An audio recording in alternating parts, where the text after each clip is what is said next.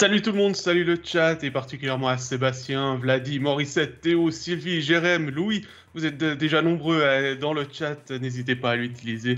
Bienvenue pour ce 6e épisode d'Overtime en ce lundi 4 octobre 2021. Et vous en avez l'habitude, je suis Pascal Eberhardt et pour m'accompagner à la présentation de cette émission, il y a Jonathan Fillon. Salut Jonathan. Salut Pascal. Salut tout le monde. Déjà, les gens qui sont prêts dans le chat, on vous invite évidemment tout au long de l'émission à nous poser vos questions. On va tenter d'y répondre au cours de la prochaine heure. Jonathan, c'est un programme chargé qui nous attend puisqu'on va faire le tour d'horizon des clubs romans. C'est quoi le sommaire en détail? Bien, évidemment, on va passer en revue les 5 équipes. On va commencer par les leaders du championnat, le HC Bienne. Les 5 équipes qui étaient en action ce week-end, ça a été des hauts et des bas pour certaines. En ordre, là, ce sera Bienne, Genève, Lausanne, Fribourg, Ajoie. On va compléter également avec notre traditionnel joueur du week-end. Et finalement, le programme de la semaine, parce que c'est un programme qui sera plutôt allégé en semaine, mais qui sera quand même assez occupé ce week-end.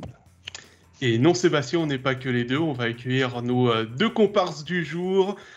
Celui qui a mis sa plus belle chemise à carreaux, c'est Jean-Philippe Resselweger. Salut Jean-Philippe. Salut Pascal, salut à tous. Et le deuxième, c'est Stéphane, bien évidemment, qui fait son retour après 2 semaines de congé. Stéphane, tu as repris les bonnes habitudes pour Overtime? J'aime bien les 2 semaines de congé. Sympa, là, ça fait pas 2 semaines que je suis en vacances, je vous rassure. Donc, voilà. Oui, je suis heureux d'être avec vous, les gars, pour ce merveilleux lundi matin pluvieux. Ouais, c'est gris d'ailleurs dans ton coin, Stéphane, on le voit. Pardon? C'est gris dans ton coin, on le voit. Que c'est... Ce matin, on ressemblait drôlement à l'automne ce matin. Hein? Stéphane, on a d'ailleurs une question à laquelle tu pourras peut-être mieux répondre, c'est celle de Jérém. Il y a une question par rapport à... C'est sur le match de Fribourg, mais c'est pourquoi les arbitres ont tendance à donner des pénalités entre guillemets égalitaires à un joueur de chaque équipe alors qu'un des deux n'a pas forcément fait grand-chose. Exemple, Kylian Motet. Je ne sais pas si c'était le match de... Bon, c'est plutôt le match de samedi. C'est toujours une question d'interprétation sur les deux ou non. C'est toujours la difficulté. Il y a toujours celui qui commence, mais celui qui se défend aussi. C'est toujours une question d'interprétation. Je ne peux pas être dans la tête des arbitres, mais en général... Ça arrive souvent que quand il y a une bagarre, il y a 2 gars qui se poussent un peu, on sort les deux. S'il n'y a pas clairement d'instigateur, en général, on s'égalise, effectivement. Mais Steph, est-ce que c'est peut-être aussi pour calmer le jeu un peu, pour éviter qu'il y ait des débordements, pour éviter de perdre un peu le contrôle? Il y a des moments où c'est bien, si on sent que tout à coup, à chaque arrêt de jeu, ça commence à s'empoigner, puis à s'incendier, puis tout ça, tu dis, OK, j'en prends 2, je dis que ça se calme. Mais la meilleure façon que ça se calme, souvent, c'est ce qu'on dit aux arbitres, celui qui commence, il y a 2 minutes de plus. Fait qu'il n'y a plus personne qui ne va rien commencer. Tu envoies un message que celui qui, entre guillemets, qui fout la merde, vous allez jouer à 4, les gars. Vous voulez foutre la merde, vous allez jouer à 4. Donc, ça, c'est quand tu envoies ce message-là, en général, le coach dit aux gars, les gars, arrêtez, ce soir, il fait la différence, là, on va se retrouver à 4. Ouais, contre Ambry, là, il y a Vermine qui a pris 2+2, et puis en face, il a envoyé 2 joueurs d'Ambry avec chacun 2. On a continué de jouer à 5 contre 5. Voilà, tout ça annulé parce que c'est mathématique, là, effectivement. Donc, voilà, après ça, il faut voir, c'est que les gens, souvent, quand il y a un instigateur, ils disent « Ah, c'est lui qui a commencé, il doit être pénalisé en plus. » Mais moi, si je suis un instigateur, je pousse un adversaire après le sifflet, puis l'autre m'en fout une sur le nez. C'est dur de donner 2 de plus parce que la revanche est tellement forte qu'à un moment donné, tu ne peux pas non plus faire la différence. Et c'est toute une question d'appréciation, évidemment. Puis là, essayer de dépatouiller tout ça, c'est difficile d'être dans la tête des arbitres à ce moment-là. En tout cas, c'est bien. La question de Jérém, elle a permis de lancer plusieurs questions sur les arbitres. Comme c'est spécifique à certains clubs, on va y revenir quand on parlera des différents clubs et on va commencer tout de suite avec le HC Bienne. Oui, un HC Bienne qui a repris la tête du championnat, Jean-Philippe, de brillante façon. Il y avait le retour important de Luca Conti. Ça a quand même dynamisé l'attaque à Bienne. Ah bah c'est clair, hein, vous avez un joueur comme ça qui manque, surtout quand vous regardez, il y a eu 2 résultats, la défaite à Ambry et puis la victoire ensuite contre Zoug pour reprendre la tête. Conti, c'est un centre, avec un centre suisse, avec de l'expérience, avec des super mains, une bonne vision du jeu, il est utile en powerplay, il s'entend bien avec Brunner et Kunzler, avec la ligne Arton-Ice des Uriquois. Mais imaginez que Conti, quand il revient, il joue avec Froidevaux comme 2e centre, enfin pas avec, mais la colonne de centre, à Ambry, c'est Schlepfer, Tanner, Carafa et Froidevaux en 4. Et puis ensuite, quand Conti revient, c'est Conti, Froidevaux, Tanner et Schlepfer, alors que dans l'idéal, votre colonne de centre à Bienne, c'est Haas, Conti, Salinen et Froidevaux. Ça on passe quand même du tout au tout en une semaine, quoi. Donc, à voir, on espère vraiment, j'imagine, du côté de Bienne que As revienne. Déjà lui. De ce qu'on a entendu, c'est assez prochain comme retour, celui de Gaëtan Haas. Pas forcément ce week-end, mais peut-être la semaine prochaine.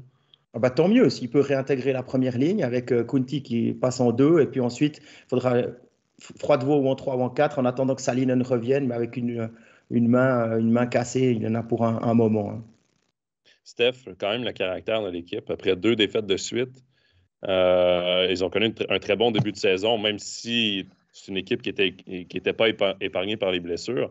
Mais là, de pouvoir battre le champion en titre, une équipe contre qui, depuis le début de la saison, on se bat pour la tête, ça montre quand même beaucoup de caractère à Bienne. Oui, oui, bon, on l'a dit, le retour de Kunti est pour quelque chose. Et on avait un paquet de gars qui n'étaient pas dans la bonne chaise. Là. Donc, souvent, les blessures, vous regardez, souvent, quand on perd des joueurs importants, il y a une espèce d'inertie. Les joueurs tout le monde monte d'une coche. Hein, tout le monde upgrade un peu son niveau de jeu pour compenser la perte de ces joueurs à court terme. Mais quand ça s'allonge sur plusieurs semaines, les nombreux absents, ben là, on se retrouve avec des gars qui ne sont pas dans la bonne chaise, comme Jean-Philippe l'a expliqué. La colonne de centre, contre Ambry, ce n'était pas une colonne de centre de National League, tout simplement. Et quand tout le monde n'est pas dans la bonne chaise, au bout d'un moment, ben, ça ne fonctionne pas. Mais effectivement, bien cette année, je trouve qu'il montre quelque chose de particulier. Elle est animée cette équipe-là a quelque chose de particulier. On le voit match après match. Il trouve toujours un moyen de gagner. Rayala, qui est un buteur, est devenu un passeur. Voilà, donc il trouve une façon tous les soirs de gagner. Puis il y a le jeune Yakovenko en défense là, qui est excellent. On n'en parle pas beaucoup. C'est un étranger soi-disant rabais. Il est presque arrivé à pied avec son sac sur le dos. Mais pourtant, il est ni slovaque ni polonais. Hein, exactement. Non, mais c'est un bon joueur de hockey. Moi, je pense qu'il il est fait pour jouer ici sur les grandes patinoires avec beaucoup de liberté. Puis, n'oubliez pas qu'il arrive de Liga finlandaise où il a eu passablement de succès offensivement dans une ligue reconnue pour être très défensive. Et puis, on l'a vu souvent être décisif. Hein. Moi, j'avais commenté le derby à Berne. C'est lui qui marque le but en prolongation. On attendait plutôt Löw, mais Löw est plutôt un défenseur défensif comme il est associé à Radgeb. Il a plus de tâches défensives parce qu'il faut protéger un petit peu les côtés de Yannick Radgeb. Et finalement, peut-être le fait qu'il est aussi associé à Grossman, qui est lui un défenseur plutôt défensif, ça lui laisse cette liberté et d'aller porter le danger, marquer des buts importants.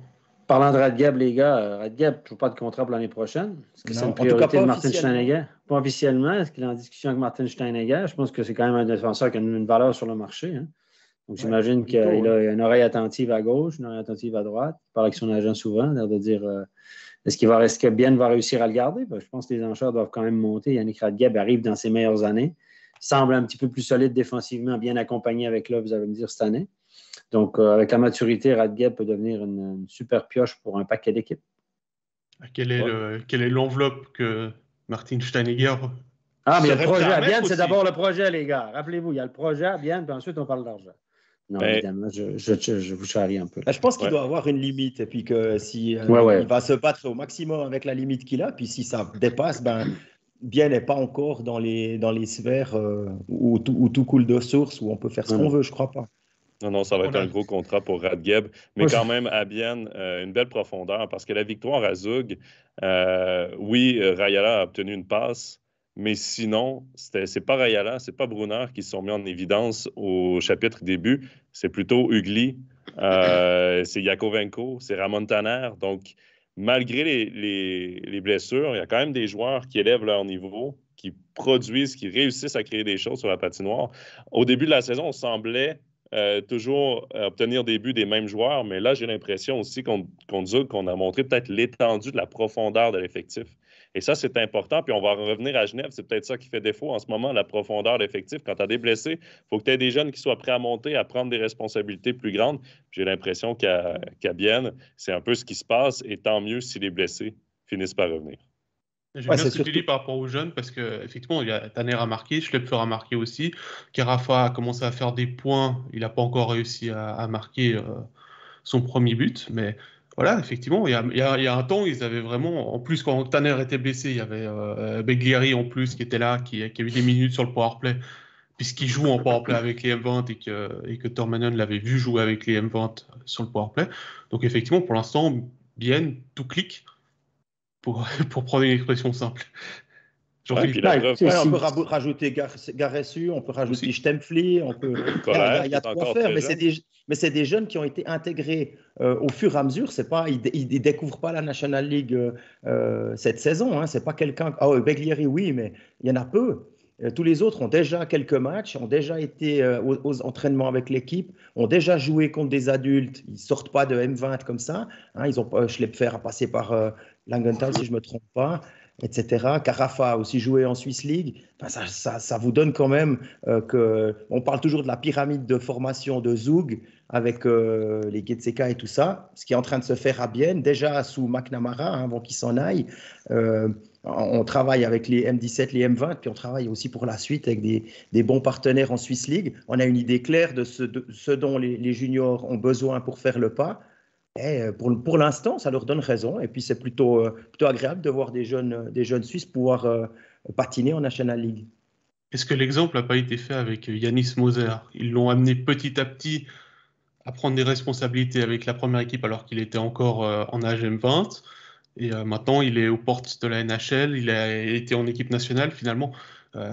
En étant prudemment, en y allant pas à pas pour intégrer ces jeunes, ça leur montre pas aussi que ils vont pouvoir avoir des responsabilités à Bienne. Ouais. Alors oui, mais je reprends juste sur Yanis Moser.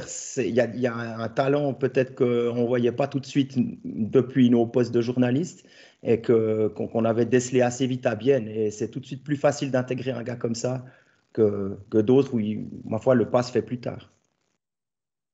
Messieurs, ça conclut pour Bienne qui sera en action vendredi à Bienne, à la Tissot Arena, face à Zurich. Donc, qui voudront certainement, les Biennois, augmenter leur avance en tête du classement. On va maintenant jeter un coup d'œil au bout du Léman et on va parler de Genève Servette. Avec un Genève Servette qui souffle plus le froid que le chaud. Il y a eu ce match perdu en prolongation vendredi à Zug en revenant dans la dernière minute de jeu à 4-4. Et puis le non-match samedi contre Ambry avec ses 10 buts encaissés. Diclou était malade, Charlin était au but. Il aurait dû jouer à Langenthal samedi. Il a dormi à Langenthal en revenant de Zug. Il a été rappelé en dernière minute pour jouer. Mais c'est pas forcément ça qui a fait la différence. Jean-Philippe, tu as commenté ce match-là. Il y a eu plus que le problème du gardien qui n'était pas prévu qu'il joue parce que l'autre est malade. Alors oui, mais bon, je me sens un peu désolé pour Charlin qui a fait des bonnes entrées quand il avait dû remplacer Desclous. Les quelques fois où il a joué, il avait été plutôt convaincant. Là, par contre, ça a mal commencé pour lui. Il y a ce puck de Burgler qui vient quasiment de la ligne rouge, qui frappe devant, qui tape la glace devant lui, il se fait surprendre. Je pense que là, c'est difficile dans la tête déjà de partir là-dessus. Après, ça n'a pas été facile.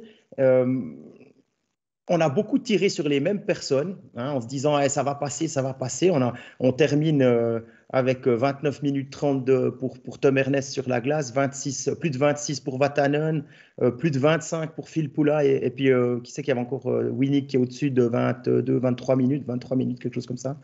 Et c'était déjà le cas à Zug le jour d'avant. Bon, il y a eu une petite prolongation, mais on voit que vraiment, ils sont surutilisés. Et puis, typiquement en défense, il y a des gens qui ont l'habitude de jouer plus, qui jouent un peu moins. Alors, vous allez me dire, typiquement Le Coultre, il a été blessé pendant la préparation. Il a joué que 10 minutes contre Ambry. Et puis, malgré ça, je crois qu'il y a un -4 au bout. Donc, il n'y a pas que Charlin qui a mal joué. Et puis, dans l'animation offensive, ça peinait un peu. On a frappé le poteau à la fin du premier tiers. Ça peut peut-être changer des choses, mais on est dans une dynamique négative et il faut trouver une solution pour se remettre sur les rails. Facile à dire comme ça quand on est assis dans notre chaise. Après, voilà, les blessés. Mais en fait, ce que tu penses, Stéphane, mais les blessés manquent quand même. Quoi. Même c'est sûr. Bien à l'avantage de pouvoir remplacer ces blessés avec des gars qui connaissent bien. Là, on fait jouer Fulmin en attaque. Ouais, même s'il ne démérite pas. Mais... C'est encore une fois, les blessures, c'est le constat de base. Je veux dire que tu as Richard, tu as Rod, tu as Pouliot qui ne sont pas là, ta colonne de centre. Et puis encore une fois, on se retrouve avec un paquet de gars qui ne sont pas là les bonnes chaises. Vermin, c'est clairement pas un centre. C'est un gars qu'un soir de pleine lune, il peut jouer au centre puis il peut se débrouiller parce que c'est un bon joueur de hockey. Mais ce n'est pas là où il est le plus confortable. Il a été confortable à l'aile l'année passée avec Richard.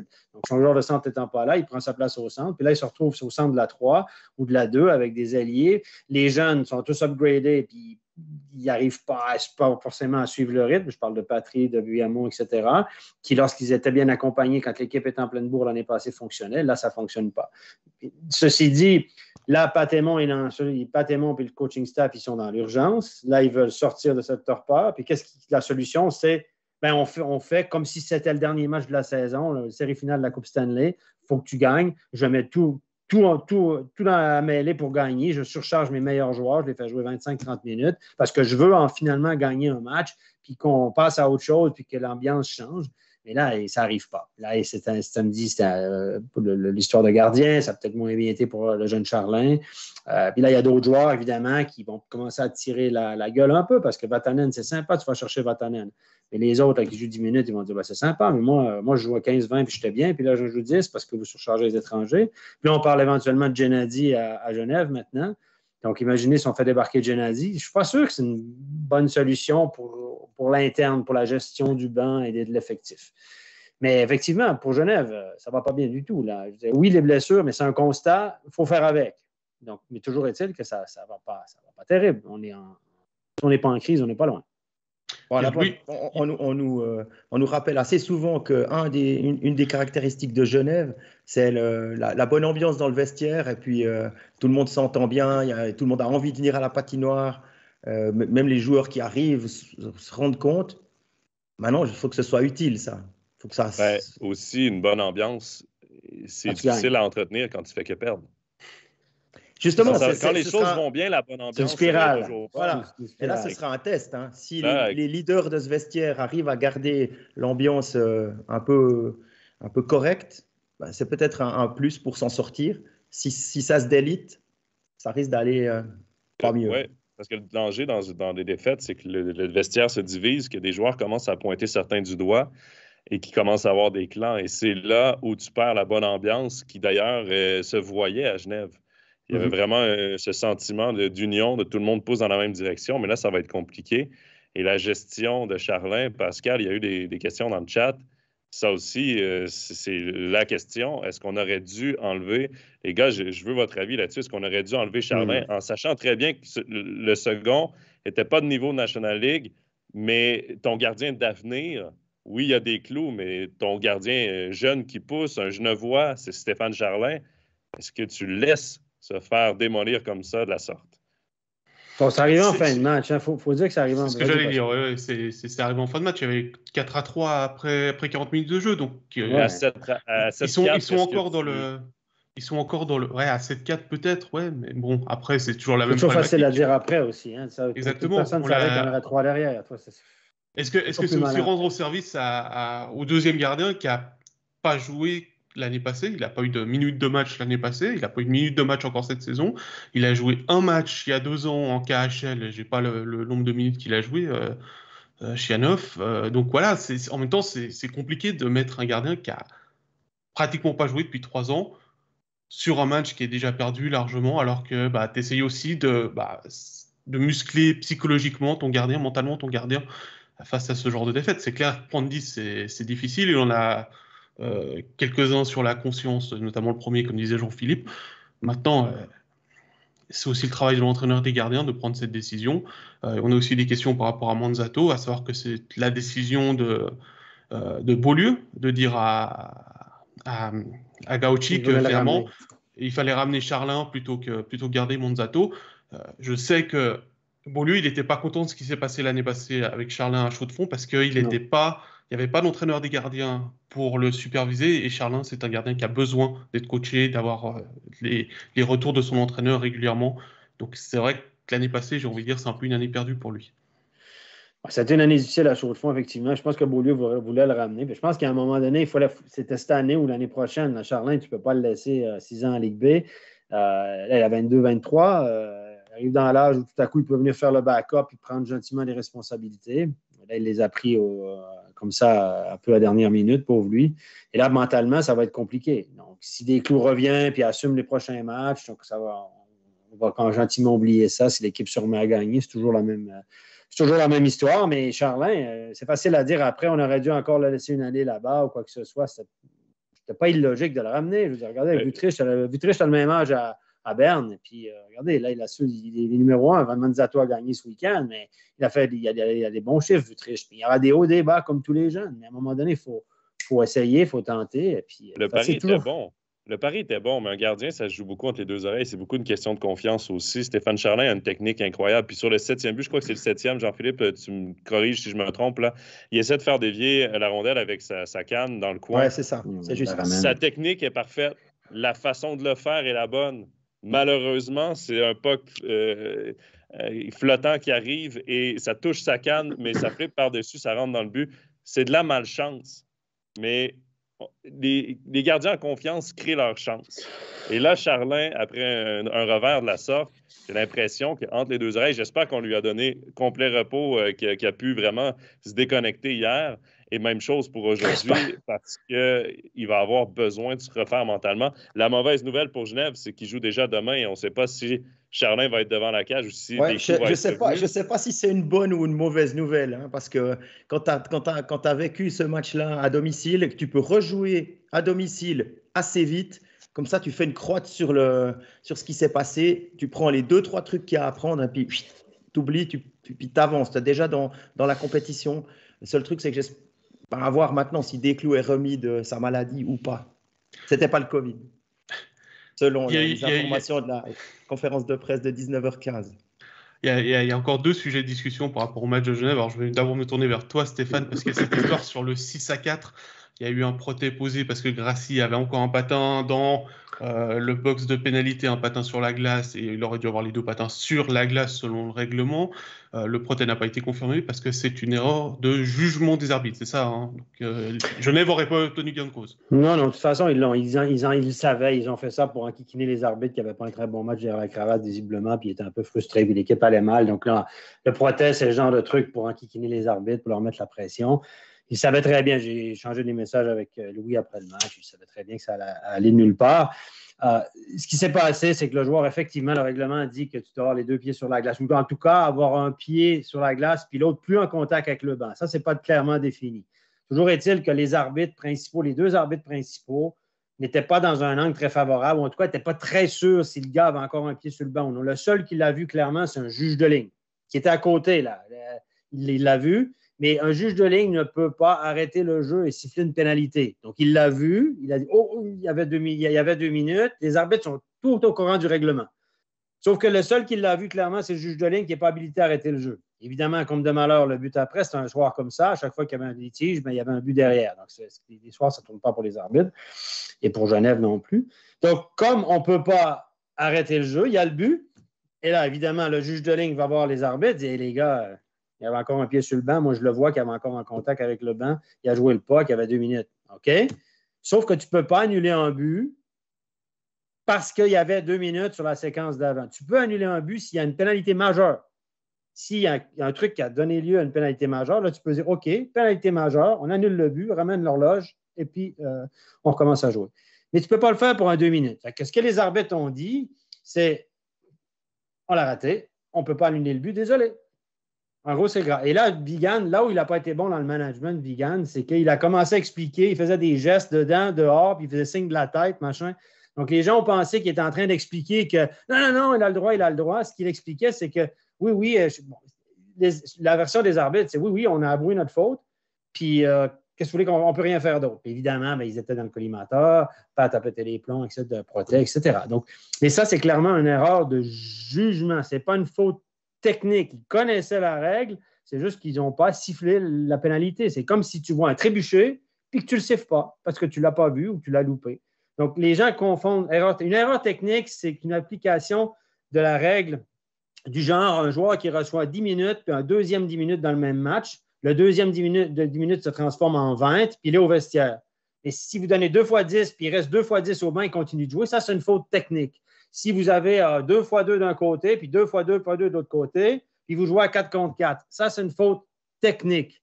C'est une faute. Si vous mettez 3 joueurs en moins de 2 minutes sur le banc de pénalité puis que vous ne laissez pas revenir celui, exemple de Liège, c'est une faute technique. C'est une faute technique, c'est pas une faute. Et les gens disent, ouais, mais s'ils ont, il y avait clairement, il y a des gens qui argumentent en disant, s'il y avait clairement une faute 100% que tout le monde a vu, puis qu'ils ne l'ont pas sifflé parce qu'ils ne connaissaient pas la règle ou ils ne l'ont pas vu, puis une faute derrière, c'est une faute technique. Non, ce n'est pas une faute technique.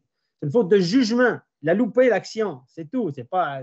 Voilà, donc c'est ça la faute technique et la faute de jugement.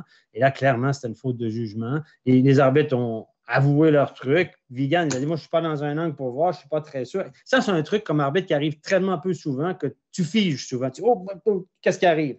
Puis là, ça déboule dans ta tête, le règlement. Ce n'est pas le règlement que tu revises avant tous les matchs. Là. Hein? Donc, et là, ils ont figé. Puis il y a le juge de ligne qui a tout de suite dit, ouais, trop tard, hein? Trop tard. Ils ont les micros, mais tu ne peux pas dire sif, ça ne marche pas comme ça. Et puis, ils ne pouvaient pas revenir en arrière. Et puis comme de malheur, c'était un soir catastrophique pour Genève. Et ça faisait partie du truc. Même les arbitres sont mis de la partie pour envenimer les choses aussi. Puis je pense que les arbitres sont assis dans la voiture et ils se sont dit, aïe.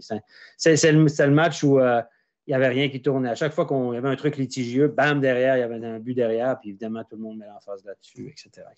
Voilà. Alors, pour répondre aux questions qui ont été soulevées pendant, pour Frédéric, c'est pas une situation qui se challenge avec un coach challenge. Mais non. Et pour Didier et Pascal, comme l'a dit Stéphane au début de la discussion, le juge de ligne, il ne peut pas intervenir parce que c'est une obstruction si c'est sifflé comme une faute et pas un surnombre là où le juge de ligne peut intervenir.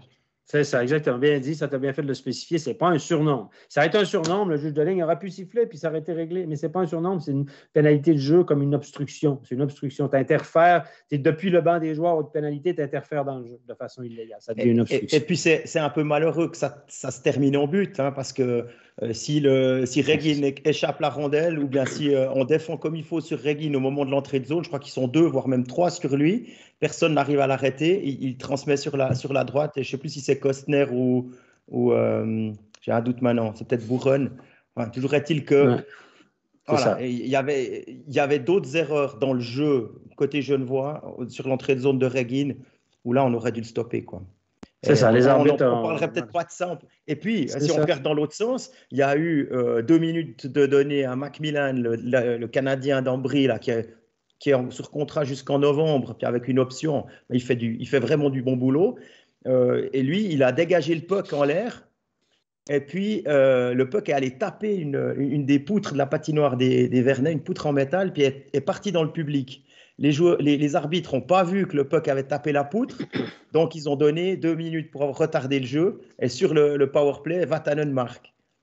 Mais ça, on oublie. Ça, les fans, ils oublient. C'est toujours il faut juste remettre les choses dans le contexte. Voilà.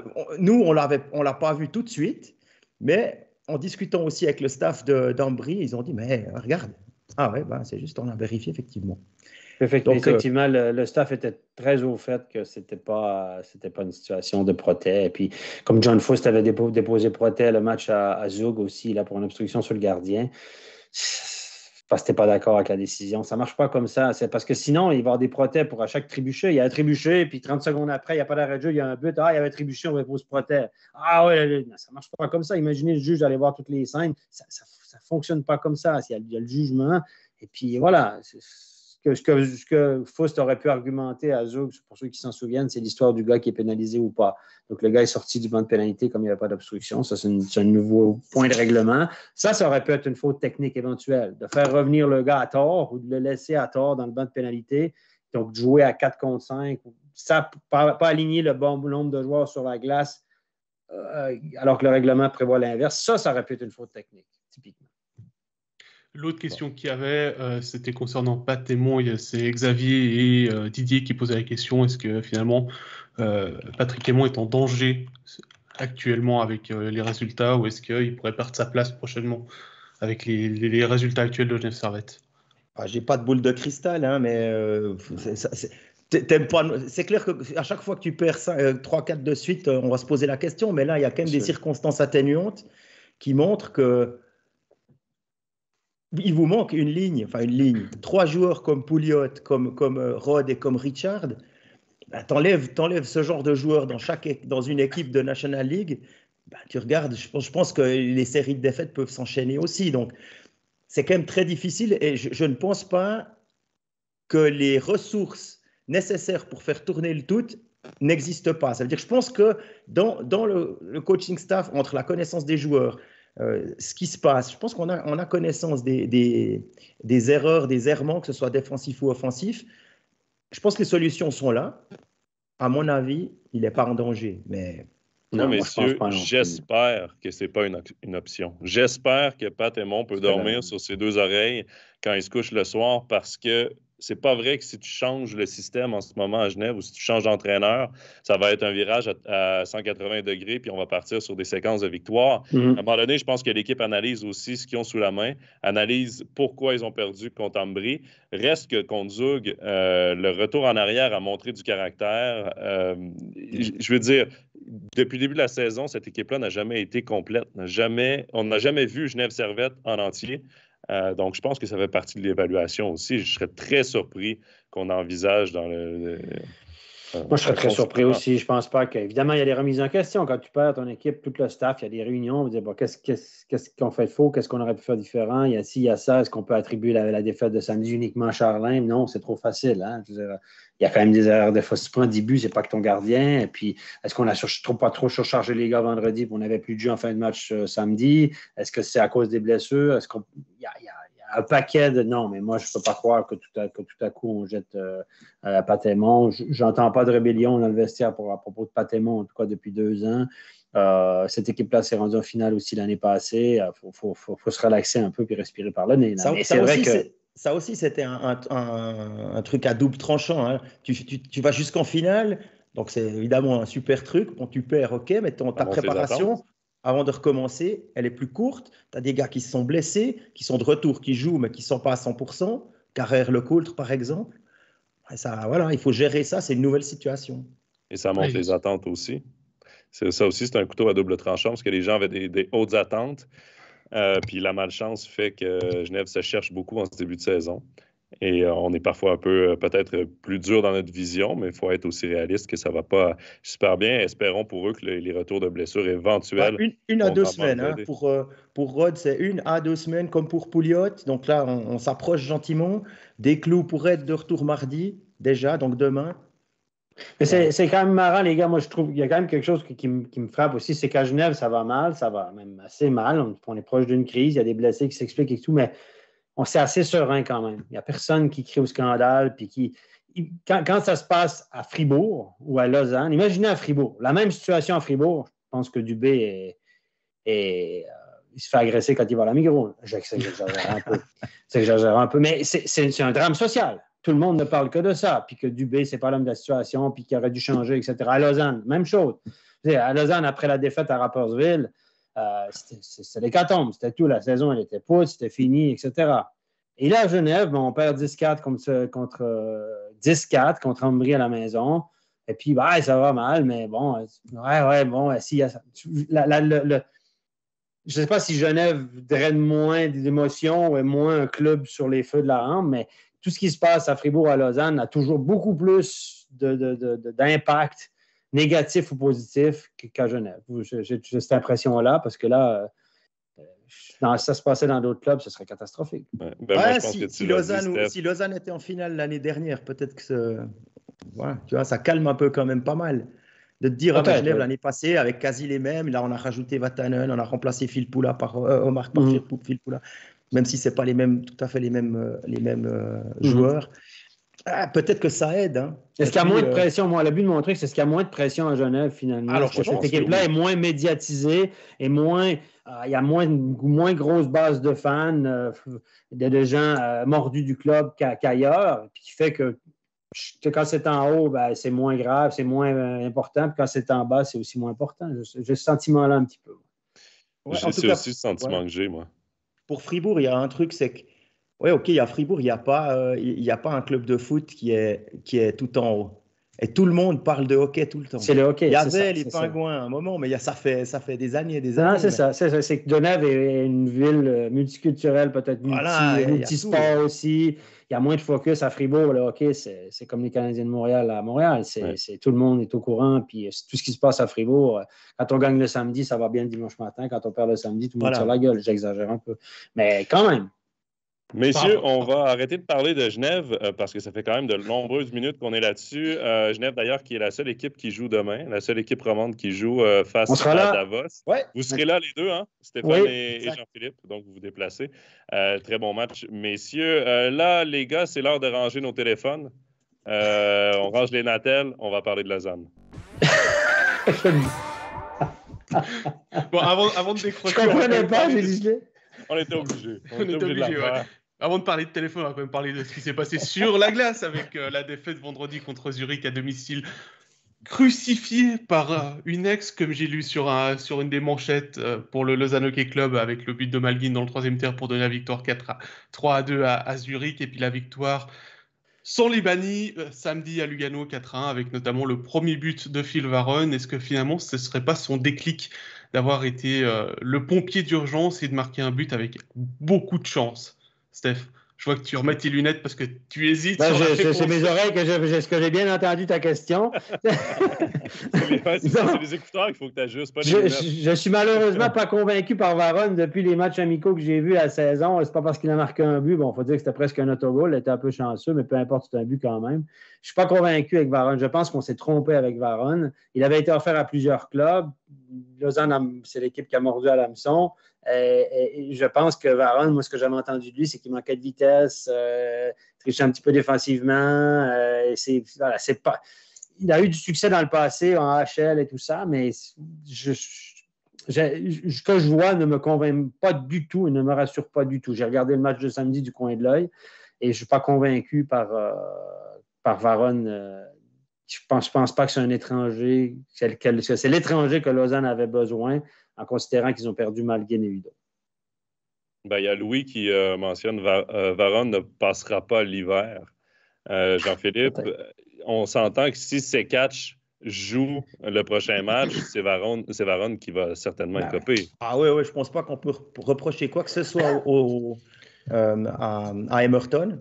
Une nouvelle fois exemplaire. Et puis derrière, Gernat, il a pris son rythme, il est vraiment pas mal. Barberio, peut-être qu'il y a encore, même selon lui, il y a encore un petit peu d'amélioration à trouver, un petit peu de rythme à retrouver.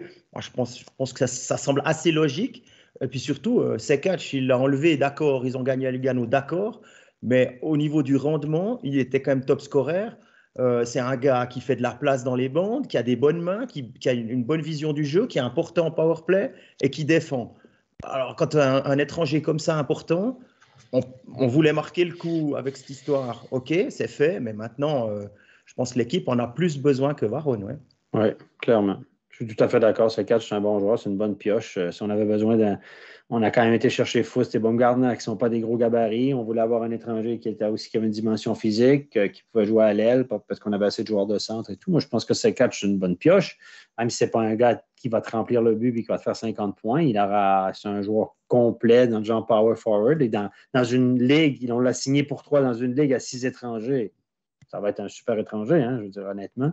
Mais c'est avec Varone, on s'est planté avec Varone. Si Varone était un étranger d'1 point par match, les gars, avec une gâchette offensive avec vraiment ce talent particulier de buteur, ce leader à l'attaque, je pense que Lausanne aurait peut-être 6 points de plus, en tout cas 3 à 6 points de plus, puis ce sera un début de saison correct, puis Lausanne serait dans le lot là. Moi, je pense que il ne faut pas mettre tout sur Varone.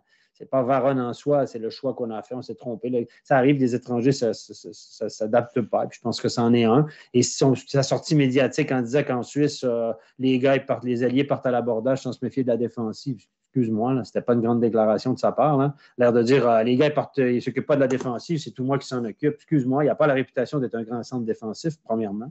Et puis deuxièmement, la Ligue suisse est reconnue comme étant une ligue où c'est difficile de marquer des buts. Si tu gagnes le championnat des marqueurs à 1 point par match en Suisse, ou à peu près, là, ça veut dire que c'est une ligue où, défensivement, les gars sont solides.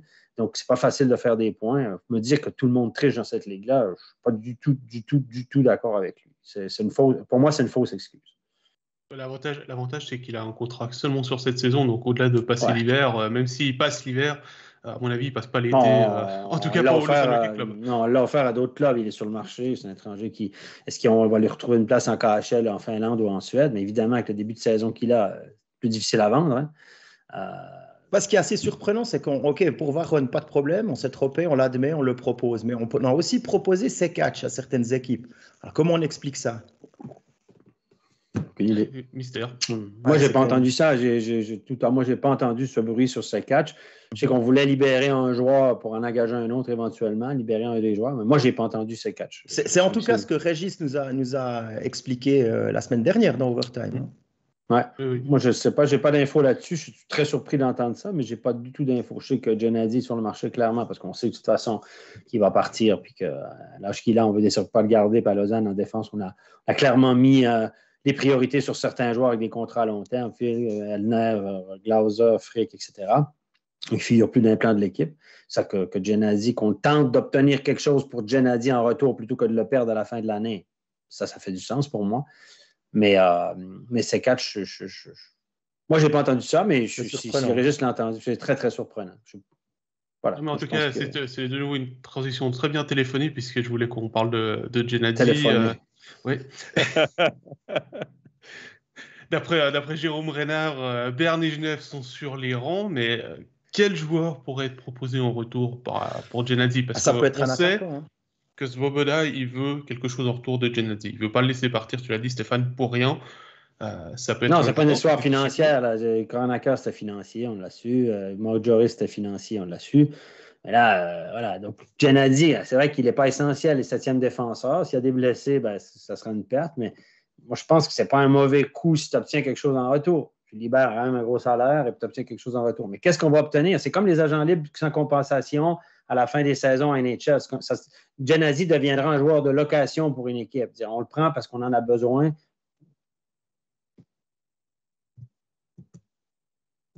Oui, Stéphane? Oui, vous êtes là. Moi, je vous ai perdu. Excusez-moi, mais je ne vous vois plus. Mais bon, bref, si vous me voyez toujours, c'est bon. Excusez-moi. On t'entend. Ah, d'accord. Alors, moi, Genadi sera un joueur de location. Il serait là pour la fin de la saison. Mais en sachant s'il va finir la saison à Berne ou finir la saison à Genève, si Genève n'a pas la garantie qu'il va rester ou qu'il va re-signer pour les années à venir, on ne va pas donner grand-chose. Et on va donner peut-être un jeune joueur éventuellement, mais qui?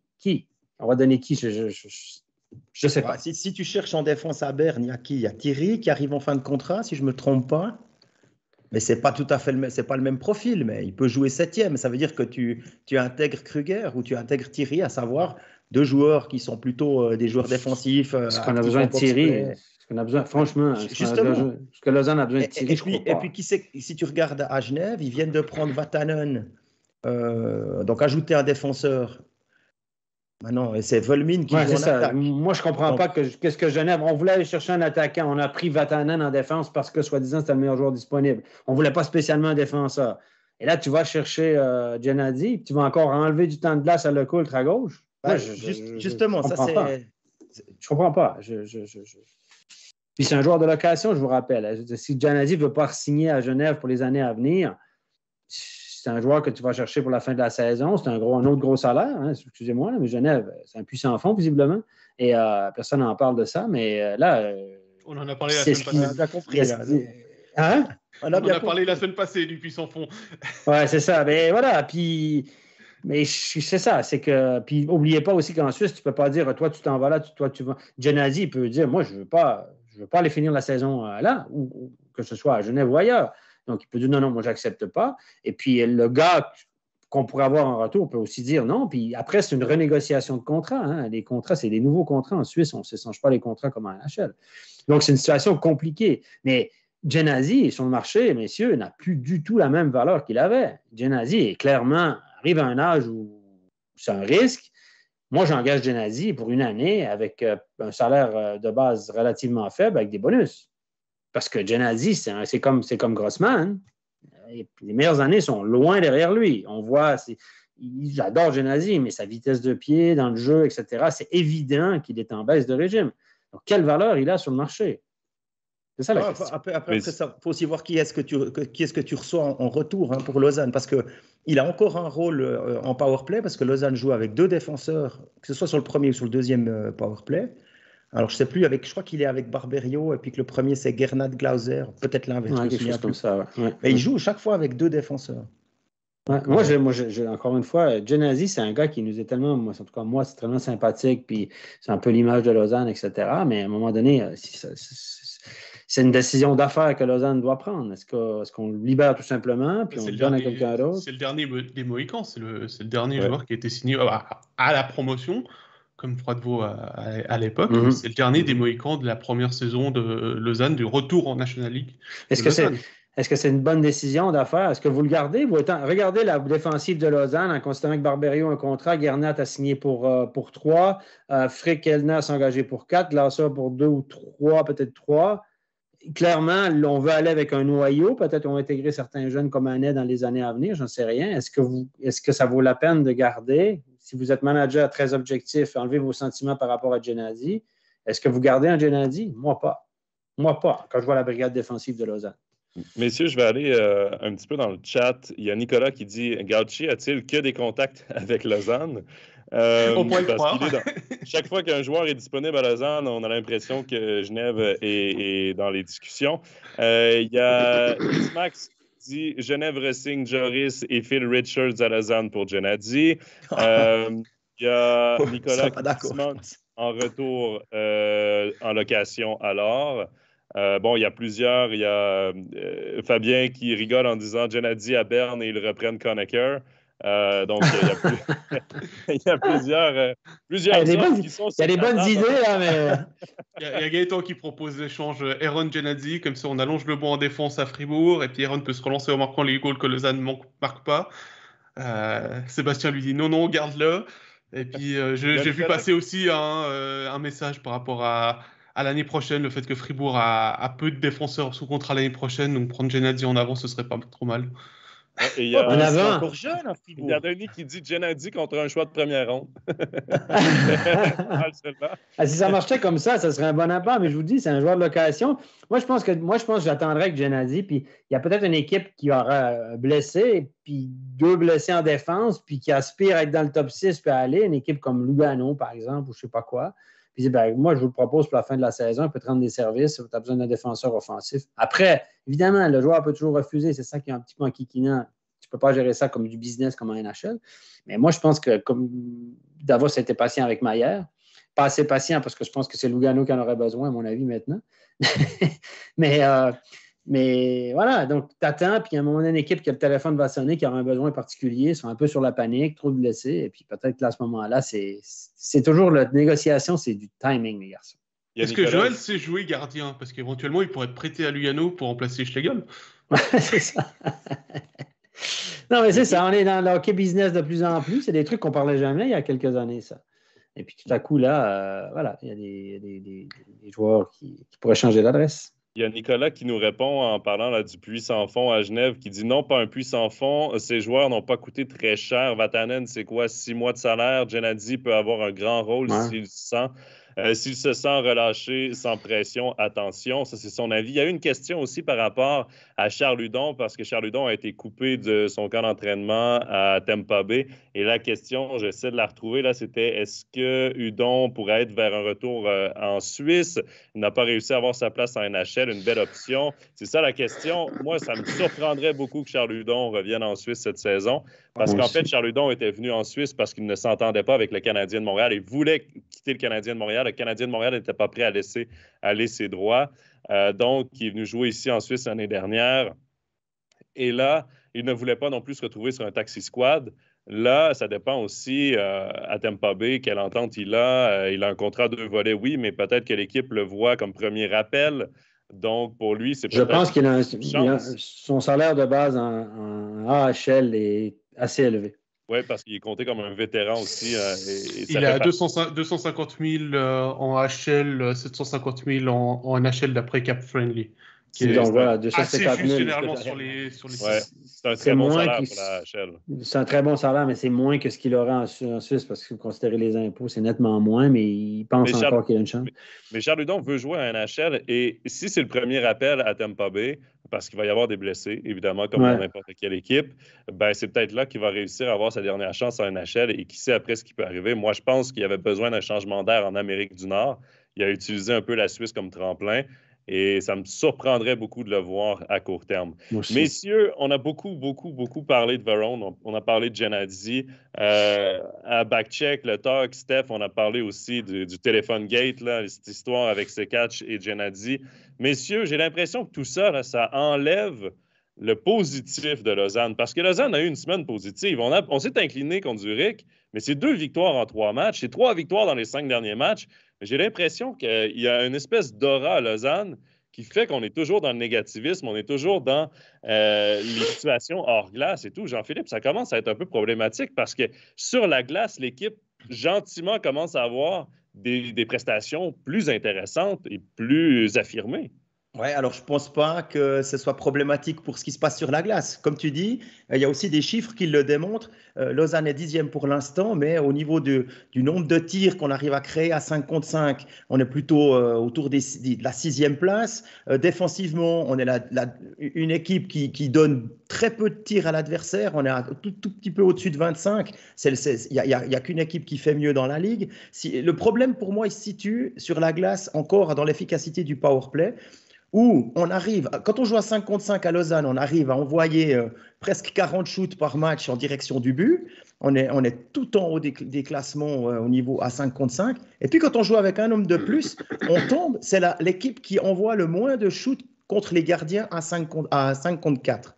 Et ça, il y a encore un problème, il y a encore quelque chose à modifier, à changer. Parce que si on n'envoie pas le puck sur la cage à 5 contre 4, difficile de marquer des buts. Ça, c'est un problème. Tu résumes très bien la situation. Tout ça, tous les chiffres que tu dis, on shoot beaucoup, on accorde peu de shoot. Et puis, mais ça, c'est des stats de domination relative. Hein, c'est beaucoup de. Mais si tu ne mets pas au fond, tu peux tirer toute la soirée. Hein, mais si tu n'as pas le gars qui, des fois, ça ne te prend pas à 50. Les bons marqueurs, ça ne le prend pas à 25 chances pour la méthode. Oui, mais pourtant, ils ont à un moment donné, ça va finir par rentrer. Voilà, parce que si tu domines soir après soir au chapitre des tirs au but, puis tu as des chances de marquer, à un moment donné, la loi de la moyenne va jouer pour toi. Mais sauf qu'il n'y a pas de marqueur qui fait qu'il y a l'instinct du tueur. Il n'y a pas le gars, tu n'as pas Hudon, tu n'as pas Malguin. Tu n'as pas ce petit but extra, le petit éclair de génie, de talent naturel qui te fait basculer le match. On l'a vu contre Zug, on l'a vu contre Genève Servette. On a mis cet espoir-là dans Varone et puis on s'est trompé. C'est ça. C'est ça. Tout revient à ça. Et puis moi, j'ai l'impression, je suis peut-être négatif avec ça, on a déjà parlé, Jean-Philippe, j'ai l'impression que Lausanne va avoir une saison correcte, mais sans plus, moyenne, je dirais, à cause de ce manque de réussite. Ça ne sera pas parce qu'on joue très mal, ça ne sera pas parce que ci, parce que ça, mais c'est parce qu'on n'aura pas. Ça fait aussi partie du hockey de savoir marquer des buts. Puis j'ai l'impression qu'à Lausanne, on manque un peu de ce petit plus qui se traduit très bien, tu l'as dit, par le manque de tirs en power play. On joue bien, on applique le système et tout, mais à un moment donné, il y a une décision qui ne s'explique pas de shooter, de passer, de driver le net, qu'il n'y a pas forcément ce petit étincelle à Lausanne. Et puis ça, pour un coach, tu ne peux pas le maîtriser. Tu ne peux pas mettre une oreillette comme nous et dire « Chaud, passe, fais ci, fais ça ». Ça ne se fait pas. Le coach, il peut faire toutes les tactiques qu'il veut. Si le geste final, si tu as 4 breakaways dans un match comme contre Genève, tu ne mets pas au fond, puis tu ne tues pas le match, mais tu perds un point.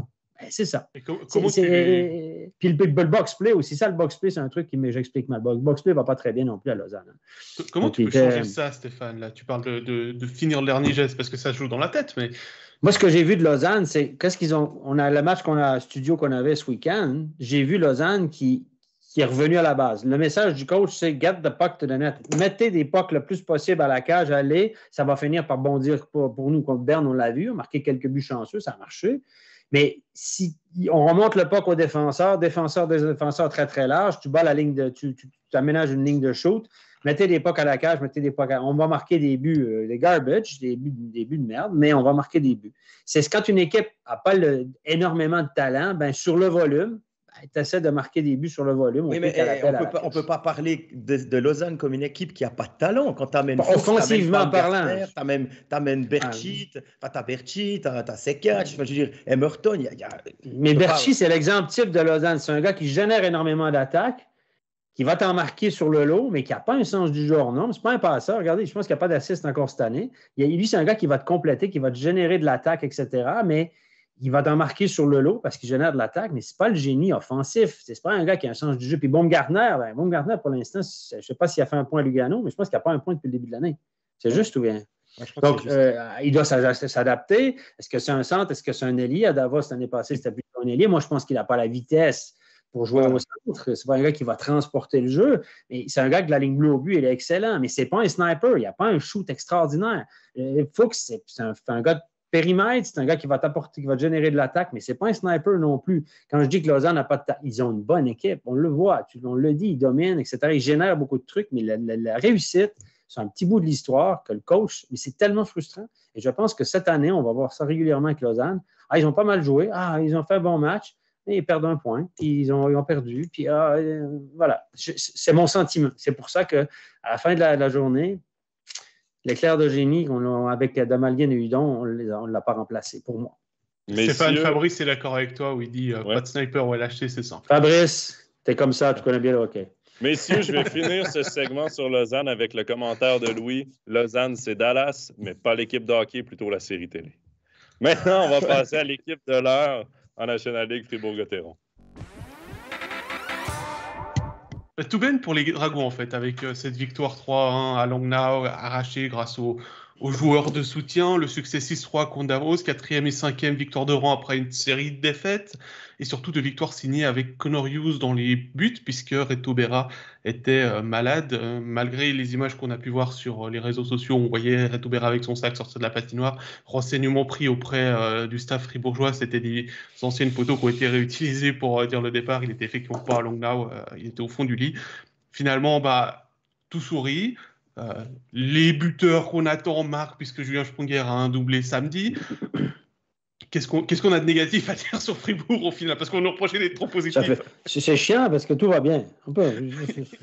Non, mais sérieux. Non, moi, ce que j'aime, j'aime beaucoup ce que je vois de Fribourg cette année. J'ai été critique avec eux l'année passée avec leur 1-4 passif, puis leurs insuccès contre les équipes fortes où on jouait très passif, puis on forçait l'autre équipe à mettre le puck derrière le défenseur.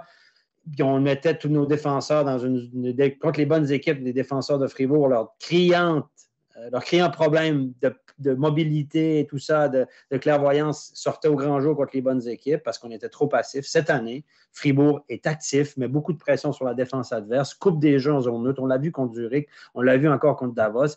Il ne laisse pas l'occasion à l'autre équipe de développer son jeu. On profite, là, on joue dans notre zone de confort. Au lieu d'avoir le puck derrière nos défenseurs, le puck est devant nos défenseurs et puis on attaque très rapidement. Et ce changement de cap-là que j'ai observé, d'ailleurs, David Dernay l'a confirmé en entrevue à Jonathan après un match, ça, c'est du pain béni et ça explique pour moi les succès de cette équipe-là. Peut-être qu'ils sont un petit peu au-dessus de leur tête là maintenant, mais sérieusement, j'adore ce que je vois de Fribourg. Chapeau.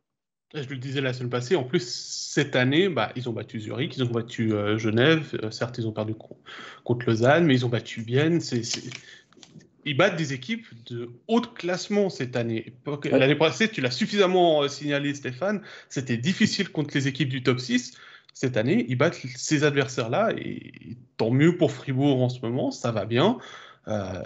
Gaëtan nous dit, est-ce que Fribourg est en sur-régime, notamment avec le blanchissage contre Zurich? Est-ce qu'ils sont à leur place sans ces blessures? Et puis surtout, il termine avec, qu'est-ce que vous pensez du cas Aaron à Langnau? J'ai trouvé qu'on voyait que c'est un joueur qui était en manque de confiance. Il s'est retrouvé 2 fois juste devant le gardien avec le puck. Il avait de quoi battre Robert Mayer, puis au final, il tire dans le logo de Langnau, qui ont mis de la cible. C'est pas forcément ce qu'il y a. Jean-Philippe, ton regard là-dessus? Sur le fait que ça fonctionne. Oui. Bien sur le fait qu'on le connaît. Ou sur Yannick Aaron, vas-y. Ouais, sur Yannick Aaron, c'est vraiment si on veut gratter quelque chose de négatif à Fribourg et puis le mettre en avant, voilà, c'est réussi. Parce qu'on attend des joueurs de soutien et de lui qui est plutôt un joueur un joueur offensif qu'on doit avoir sur un top 6 et sur le powerplay, normalement. Maintenant, le top 6, il est pris. Je pense que là, Christian Dubé a ses lignes et cette stabilité, cette ligne assez claire, cette année de plus pour assimiler le système, ça fait que quand il y a un problème ou quand il y a 4 matchs de suite où on perd, on ne remet pas tout en question et puis on continue de travailler, on sait ce qu'on doit faire. Et ça tourne. Et puis maintenant, on est à 5 victoires. Et puis ensuite, ce sera Ajoie. Il joue quoi? Ajoie, Lausanne, de nouveau Ajoie, quelque chose comme ça. Ou Genève entre deux. Enfin voilà, il y a 4 matchs où il y a 2 fois Ajoie. Et puis, le message de Dubé, manifestement, il passe. Après, pour Aaron, la solution, au bout d'un moment, tu le mets dans différentes situations. Tu lui donnes sa chance en début de saison, il ne la prend pas. Tu le mets en 4e ligne pour le piquer, même en tribune, ça ne change rien. C'est difficile. D'un autre côté, qu'est-ce qu'on peut dire de plus? La solution doit venir du joueur. C'est ce qu'expliquait Christian Dubé, qui lui aussi a connu des creux dans sa carrière comme attaquant. Il disait, c'est jamais quelque chose d'extérieur qui est venu aider. Ça doit venir du joueur. Alors, OK, maintenant, il faut être patient avec Aaron. Et puis, de l'autre côté, pour terminer, on voit que, tu l'as mentionné tout à l'heure, les leaders marquent, mais les autres aussi. Hein, on a Valzer qui marque, on a Jörg qui marque, on a Marchand qui marque, il y a Schmidt qui est encore précieux lorsqu'il est mis dans de bonnes situations, typiquement au centre du deuxième bloc avec 3 assists l'autre jour. Ouais, il y a tout qui roule. Est-ce que pour Aaron, moi je pense que est-ce qu'on peut dire que pour Aaron, on s'est planté, les gars? Est-ce qu'on peut le dire clairement? Aaron, Dubé a pensé qu'il voyait Aaron, puis il voit comme tout le monde qu'il a du talent puis qu'il peut marquer des buts. Puis il s'est dit, moi, je vais réussir à en faire quelque chose. Ce que Lausanne n'a pas réussi à faire avec, moi, je vais y montrer. Ça va être mon spécialiste de powerplay. Souvenez-vous qu'il était annoncé comme spécialiste de powerplay. Il ne joue plus sur le powerplay. Est-ce qu'on ne s'est pas planté avec Aaron, tout simplement? Oh, peut-être. Moi, je pense que oui. Après, si on regarde les stats qu'il avait à Lausanne, si on exclut peut-être l'année où il était à côté de Jeffrey puis que c'était des tapines un après l'autre, il est dans les clous avec la dernière saison au niveau des points. C'est pas un gars qui va te faire 50 points par saison, Aaron, on est d'accord. Ouais, mais disons que rapport qualité-prix, on s'entend que... Ah ouais, non, mais alors on peut parler du rapport qualité-prix de Motet aussi, là on ne s'est pas planté. Ah là par contre, là, il a fait l'affaire du siècle, on s'entend là-dessus. Hein. Mais bon, est-ce qu'on peut parler aussi de Jobin? Moi, je suis un peu triste pour Jobin, le petit Jobin là, qui, même vendredi, on ne l'a pas appelé. Il ne joue pas beaucoup, hein. Un autre petit fribourgeois, là, c'est ce qu'il est en train de faire de Gaëtan Jobin, notre David Ebichère de cette saison. Tu sais, c'est exactement ce que disaient Frank Schettler et Pierre Salinas, le Freiburger Richten et puis La Liberté. On en discutait justement en regardant la composition, voyant qu'il y avait 12 attaquants, 7 défenseurs et Jobin surnuméraire. Et la seule réponse qu'on nous a donnée, c'est choix du coach. Ouais, forcément, c'est le choix du coach. Quand l'équipe va bien aussi, tu dis bon, c'est ça. Moi, ce que je trouve dommage, les gars, c'est que si on revient au début de l'émission, on parlait de Bienne, puis on parlait que les jeunes, on les a amenés dans la National League, on leur a donné des responsabilités et tout. Et quand il y a des blessés, ben là, on voit qu'il y a une profondeur, les jeunes sont prêts, les jeunes prennent des grosses minutes. Là, on est épargné par des blessures à Fribourg, donc ça va bien. Jobin, on n'en a pas trop besoin. Sauf que si éventuellement il y a des blessures, ben là, on va voir que l'effectif est assez pauvre. Il n'y a pas une grande profondeur dans l'effectif. Et c'est là où Jobin, il faut quand même que tu l'utilises. Il faut que tu lui donnes des minutes. Il faut que tu le fasses rentrer dans le système pour qu'il soit prêt quand tu vas en avoir de besoin. Et ça, c'est un peu dommage. Je vais dans le chat un peu, messieurs. Il y a Fabrice qui dit à Fribourg pour le moment, et il va exactement dans le même sens que nous là, à Fribourg pour le moment. Il y a juste une ligne qui a du mal, c'est Rossi, Bikoff, Aaron. Manque de confiance ou plus à voir selon lui. Ce sont les 3 joueurs qui ont beaucoup de mal, sinon le reste va bien. Il y a Sébastien qui dit « La stabilité paye à voir ». Et Pascal, Christian Dubé, à sa conférence de presse d'avant-saison, a dit « Je vais avoir une équipe plus agressive. On travaille là-dessus ». Et c'est ce qu'on voit dans les 5 derniers matchs. Contre Zurich, c'était une équipe très agressive en défense, mais aussi agressive en échec avant, souvent avec 2 joueurs profondément en territoire adverse. Et ça paye. C'est vraiment une identité qui a changé et c'est ça qui est beau à voir de Fribourg. Et ça aide certainement par la stabilité parce que tout le monde se connaît, tout le monde joue le rôle qu'il doit jouer et embarque dans le système de Christian Dubé. C'est plus facile. La stabilité de l'effectif fait que le début de saison est plus facile. On a vu un Champions League et tout. Donc, forcément, tu peux t'attendre à ce que l'équipe fonctionne bien. Le coach de Berne vous dit ça prend 2 mois. Tous les coachs qui sont nouvellement arrivés vous disent donnez-moi le fameux process. Là. À Fribourg, on n'a pas entendu parler du process très longtemps. Il n'en a pas besoin. Et puis, je voulais juste revenir sur Rossi. On voit qu'il a encore des séquelles de sa thrombose, qu'il a de la peine à pousser sur ses jambes. Et ça va prendre du temps, c'est clair. C'est un sacré pas en arrière pour lui d'avoir eu ce problème de santé. On espère pour lui, bien évidemment, qu'il va pouvoir récupérer ses moyens parce que c'est un formidable joueur pour faire des espaces pour ses coéquipiers. Et, moi, c'est un joueur que j'aime bien, Mathias Rossi. Déjà, quand il était à Bienne, partout où il est passé, je trouve qu'il a toujours laissé une bonne impression. C'est pas le mec qui va marquer 20 buts par saison, mais il sera toujours bien placé. Il va marquer quelque chose. C'est ça. Des marqueurs de 10 buts dans cette ligue-là, il ne court pas les rues, les gars. Puis il a quand même un bon gabarit. C'est pas un joueur très physique dans l'âme, c'est pas dans son ADN, mais moi, j'aime beaucoup aussi. Là, je trouve qu'il est en sous-régime, clairement, mais on voit qu'il a de la peine. Puis un autre qui est en sous-régime, c'est Bikoff, 1 point en 11 matchs. Ouais. Mais quand une équipe va bien, personne ne parle de Bikoff. Si l'équipe allait mal, tout le monde dirait by the way, Bikoff, il ne va pas bien, il ne marque pas de but. Donc, Bikoff, il était au centre, il a été remis à l'aile, il est de nouveau au centre pour un match. C'est ça. Et puis, il y a un truc, quand on parlait de l'échec avant de Fribourg, alors oui, c'est possible de le faire quand on voit tes 2 ailiers, mais c'est possible seulement si ton F3, il est malin. Hein, parce que sinon, tu pars à l'abattoir et puis là, ils ont la chance d'avoir des gars comme Desharnais, comme Schmid qui écoute, qui veut apprendre, comme qui c'est qu'il y a encore? Il y a Walzer, et puis il y a Bikov. Donc des centres qui sont responsables, qui sont à leur place. Tu parlais d'être dans la bonne chaise. Ben là, tu peux te permettre ça parce que tu sais que ces quatre-là, ils vont faire le job, ils vont être au bon endroit, au bon moment, puis pas se lancer à l'abordage n'importe comment. Il y a Gaëtan dans le chat qui dit « Oui, on a vu l'évolution du système, ça fait plaisir, mais c'est pas l'arrivée de Diaz qui a révolutionné le vestiaire, mais je pense pas que Dubé avait besoin de Diaz pour révolutionner son vestiaire. » Et d'ailleurs, c'était très intéressant, Steph, en studio, là, le match de Fribourg-Davos qu'on avait samedi, à l'entrevue, Pavel Rosa a dit les joueurs se sont réunis, les joueurs ont trouvé la solution. Et c'est là où on voit que le vestiaire est fort. À Fribourg, on parlait du vestiaire à Genève, mais je pense qu'à Fribourg, le vestiaire est fort aussi et ça fait partie de la stabilité. Si les joueurs s'impliquent dans le système d'une équipe, évidemment, tous les coachs modernes parlent à leurs joueurs, ils disent qu'est-ce que tu en penses, etc. Puis les joueurs qui ne sont pas à l'aise, ils disent moi, je ne suis pas à l'aise avec ça, etc. Mais si le changement de cap vient du vestiaire, en disant nous, on est 1-4, là, on n'est plus capable, là, contre les grosses équipes, on est débordé, puis on est toujours sur la défensive, on joue que sur les contre-attaques.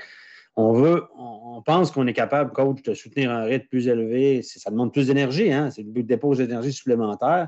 Puis si on dit, coach, nous, on pense qu'on va avoir plus de succès comme ça, puis c'est comme ça qu'on veut jouer. OK, allez-y, les boys. Fait que les gars, ils veulent prouver au coach qu'il a raison, là, qu'ils ont raison. Parce que si tu dis au coach, on veut jouer comme ça, puis ça ne marche pas, le coach, il va dire, les gars, vous faites de la merde. Mais il dit que vous voulez jouer comme ça, vous ne le faites pas. Donc, les joueurs vont prendre beaucoup plus à cœur l'application du système, et ça va dans le sens de Jean-Philippe, que tout le monde dit, attends, là, fais attention, tac, puis là, tout le monde sait ce qu'il doit faire, puis responsabilité.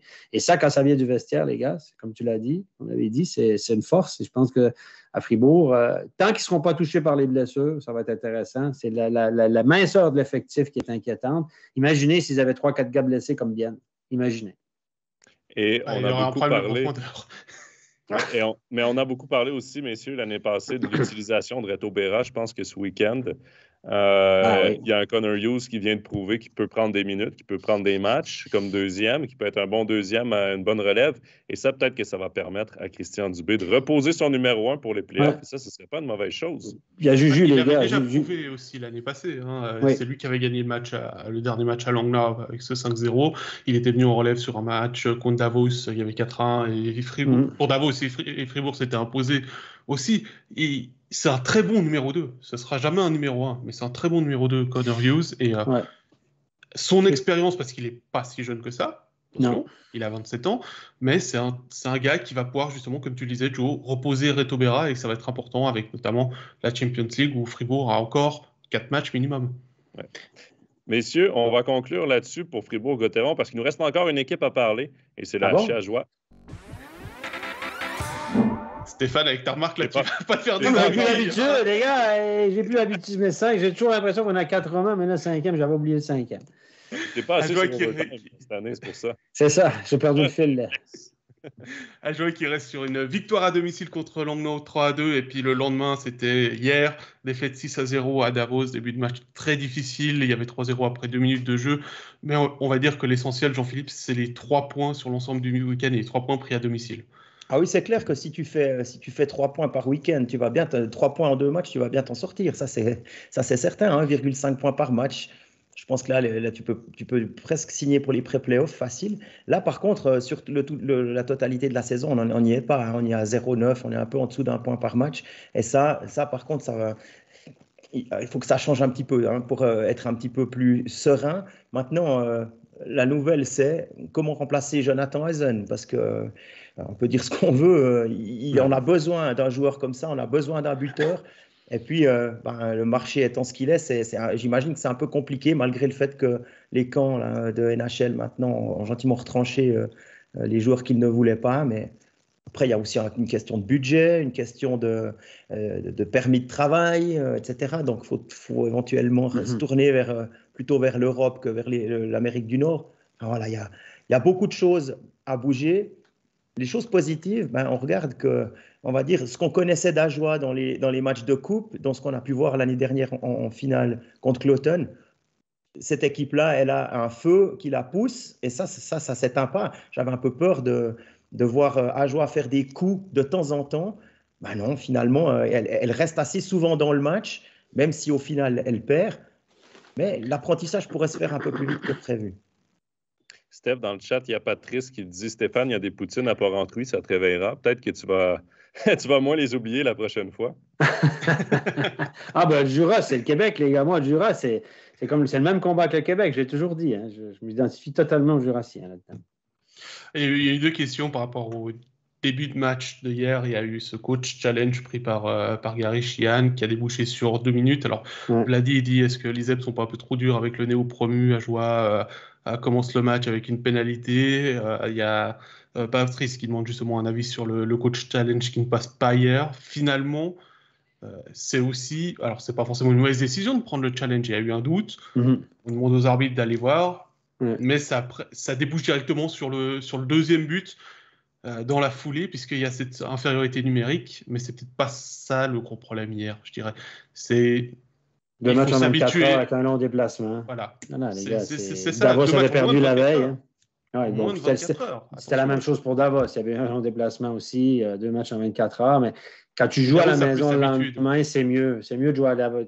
Quand tu joues 2 matchs en 24 heures, les équipes préfèrent jouer le lendemain à la maison. À l'extérieur d'abord, le lendemain à la maison parce que tu te réveilles dans ton lit, tu peux faire une sieste, tu te réveilles, puis tu repars directement, puis tu dors dans le car avec un oreiller mal placé, puis tu te réveilles avec un torticolis. Là. Donc, c'est tous les petits détails qui font que ça fait une différence. Mais les étoiles n'étaient pas alignées pour eux. Davos avait perdu la veille, ils devaient réagir à la maison et tout. Donc, ça se sentait. Puis, encore une fois, on a surchargé les étrangers vendredi. Je ne blâme pas Gary. Plus de 25 minutes encore de temps de glace pour notre ami Davos. Là. Vendredi, il a mal à un pied en plus. Donc, il fallait s'attendre qu'il n'allait pas sortir très fort dimanche, moins de 24 heures. Mais l'idée d'aller all-in sur un match, si tu penses que tu tiens ton os contre Langnau vendredi, puis tu fais tout pour le gagner, puis tu surcharges tout le monde, quitte à ce que le match le lendemain, tu payes le prix, c'est pas une mauvaise stratégie compte tenu des capacités et du contingent du HCA Joie. Si tu réussis... Tu joues pas le mardi. Voilà. Donc, c'est pas... S'ils se font planter de temps en temps, hier, qu'ils perdent 2-1 ou qu'ils perdent 6-0, ultimement, c'est une défaite. Ils se sont fait planter quelques fois, là, ça va arriver, des cartons, là. Mais si tu gagnes tes points que tu dois faire à la maison contre des équipes que tu peux prendre, puis que tu vas créer la surprise, à la fin de l'année, ça ne sera pas si mal que ça. 1 point par match, c'est 52. 52, c'est beaucoup mieux que Rapi 30 première année. Et c'est sûr et certain que depuis le début de la saison, on parle, Ajoie va être dans le bas de classement, va se battre contre Langnau, va se battre contre ces équipes-là. Ben, tu bats Langnau, c'est ce que tu devais faire. Et d'ailleurs, Patrice, dans le chat, il écrit on pouvait parier son hypothèque sur la victoire de Davos, mais en Ajoie, personne ne leur en voudra. C'était le match contre Langnau qu'il fallait gagner et ils l'ont fait. C'est vrai que. Et en plus, c'est le match à la maison, donc c'est sûr certain que tu veux ramener des. Et Ajoie joue bien à la maison, c'est une équipe combative, c'est une équipe qui est soutenue par ses spectateurs. Et oui, le score de 6-0 fait mal. Mais c'est dur à voir. Mais je ne pense pas que tout est acheté à la poubelle dans ce match-là non plus. Ça a été un difficile début de match. Par la suite, Ajoie n'a pas que du négatif dans ce match-là non plus. Ils n'ont juste pas réussi à profiter de leur chance et ont concédé trop de buts au départ. C'est toujours difficile de jouer du hockey de rattrapage. Et là, qu'en plus, c'est 3-0 après 2 minutes. Les gars, c'est jamais facile d'aller jouer à Davos. Il y a Fabrice qui demande est-ce que 2 matchs en 24 heures faussent-ils un peu notre championnat? Il a rarement vu 2 victoires de suite, donc le samedi et le dimanche. C'est rare, mais c'est comme ça pour tout le monde, donc je pense pas que ça fausse Après, il y a des équipes qui aiment beaucoup jouer le dimanche. Hein. C'est le cas de Davos. Ça permet d'avoir le public le dimanche à la maison. Donc, eux, ils s'exposent à jouer le samedi à l'extérieur, le dimanche à la maison. Pour eux, c'est 2 matchs en 24 heures aussi. Donc, voilà. Puis Davos joue demain encore. Ça fait 3. Vous avez vu le temps de glace. Volven a été malin hier. Il a pris les devants 3-0. Il a fait tourner son banc. Rasmussen, joueur du match, avec 11 minutes de temps de jeu. Le joueur le plus utilisé, c'est quoi? 17 minutes. C'est un défenseur. Donc, lui, il s'est dit 3-0. C'est dans la poche tranquillement. On fait tourner l'effectif. Parce que lui, il était déjà en mode. On joue 3 en 4. On se déplace à Genève mardi. Je ne veux pas brûler personne. Donc, une bonne gestion du banc là, de Christian Volven en vue du match à Genève demain soir. Personne au-dessus de 17 minutes 30, c'est Young qui est à 17 minutes 30. C'est rare, ça. Le plus, on a aussi vu que Gary, il a aussi profité de ce match-là pour reposer aussi ses leaders, puisque le plus gros temps de jeu, c'est Birbaum avec 21 minutes. Et puis, il a aussi sorti Wolf après le 5-0. Il a mis Rissanen pour reposer Wolf aussi un petit peu, même s'il n'y a pas de match. Mardi, voilà, le match était perdu, autant, allez, tout le monde se fait du bien. c'est un décrassage et puis tant pis pour le Les globules résultat. rouges, c'est bon pour les globules rouges, à Montagne. Donc, finalement, ils n'ont pas tout perdu, ils sont revenus avec le plein d'oxygène. Mais Vous parlez de Tim Wolf, là. Moi c'est le seul truc qui, pour l'instant, me fait un petit peu souci parce qu'on le canarde chaque soir, quoi. C'est presque 39 shoots par partie. Des fois, c'est 45, des fois, c'est 51 contre Lugano. Je veux dire, il est fort, il fait une très belle saison, c'est un bon gardien de National League. Mais bon, combien de temps il va tenir? Alors, et là, pour le moment, Östlund est blessé. Enfin, je ne sais pas encore combien de temps, ça lui devrait revenir. Maintenant, c'est sûr qu'à la fin de l'année, il va payer le prix.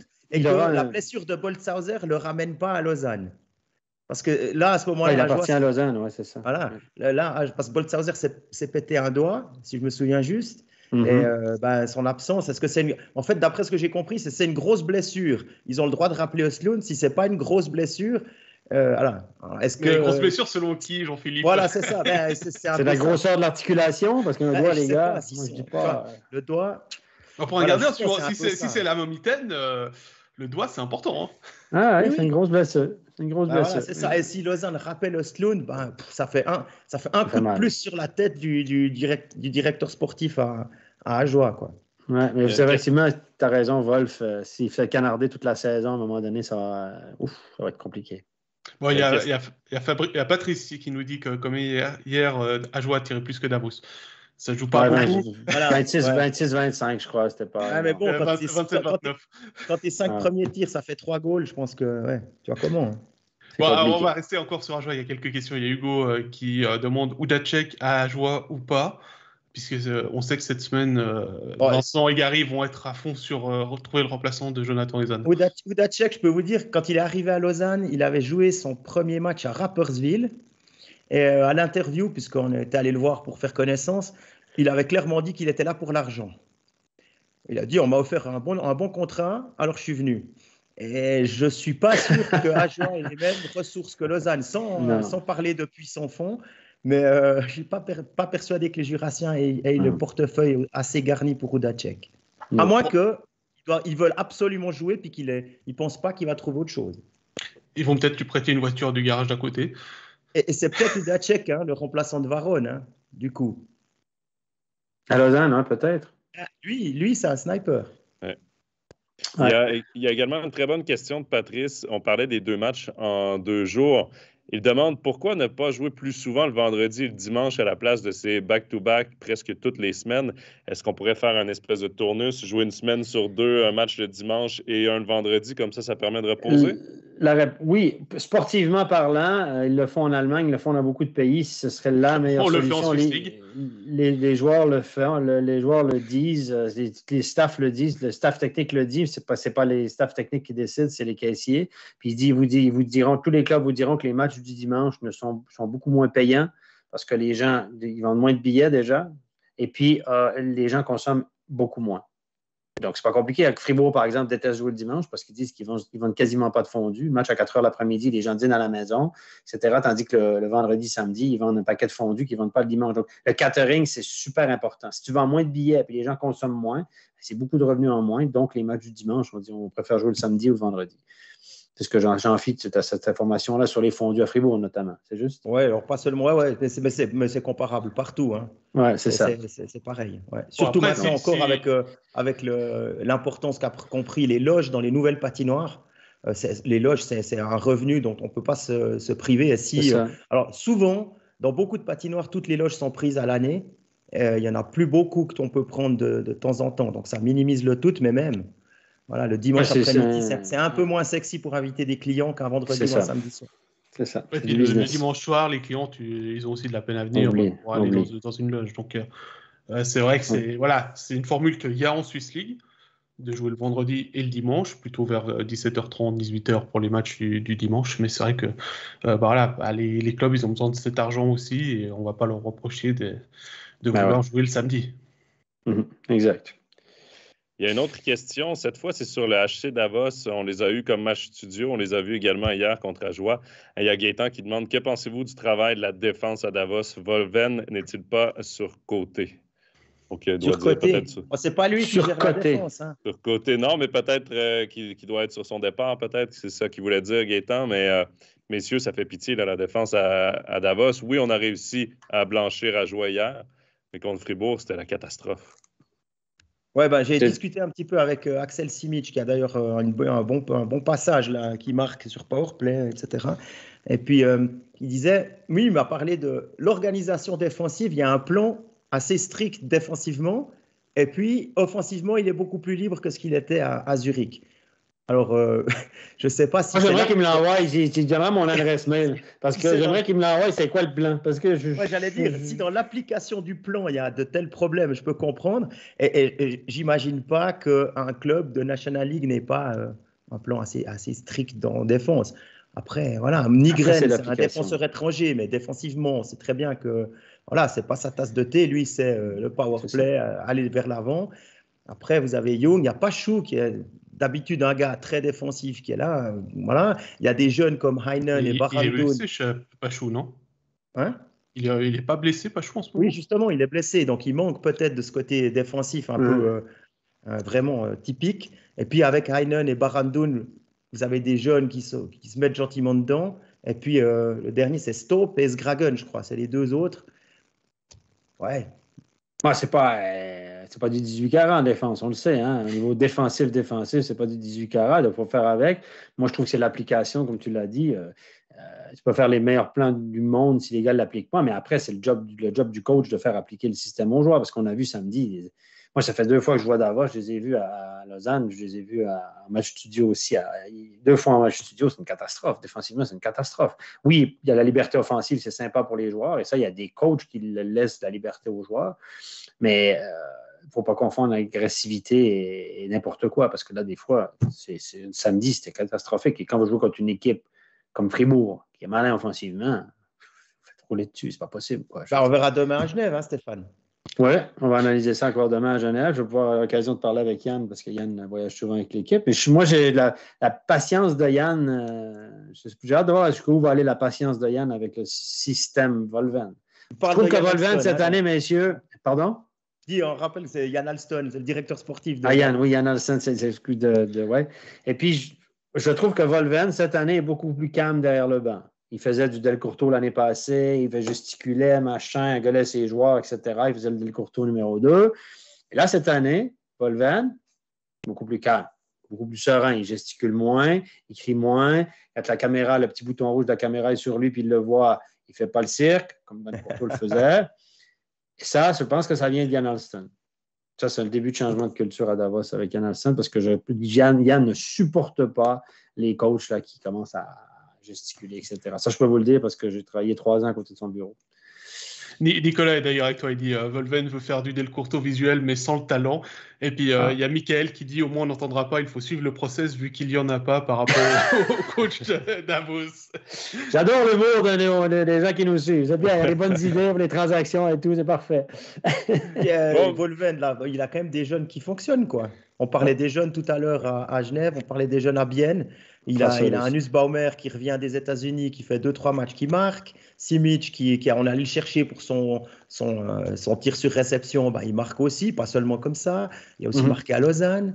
Il y a même Knack aussi. Moi, marqué. Même Simon Knack, qui d'habitude est plutôt un gars qui va tout droit à fond sur le long de la bande, entrer le puck en zone offensive. Là, il a marqué hier contre. Il a son but. Oui, il a son but. Et Prassel, j'aime beaucoup Prassel aussi. Prassel, on en parle pas. Il a dû jouer au centre du premier bloc à la place de Corvi. Hein. Oui, Corvi aussi. Hein, ce week-end, on parle de Davos, mais sans Corvi, c'est un gros morceau. Hein, Corvi, on s'entend que c'est clairement le centre numéro 1 de cette équipe-là.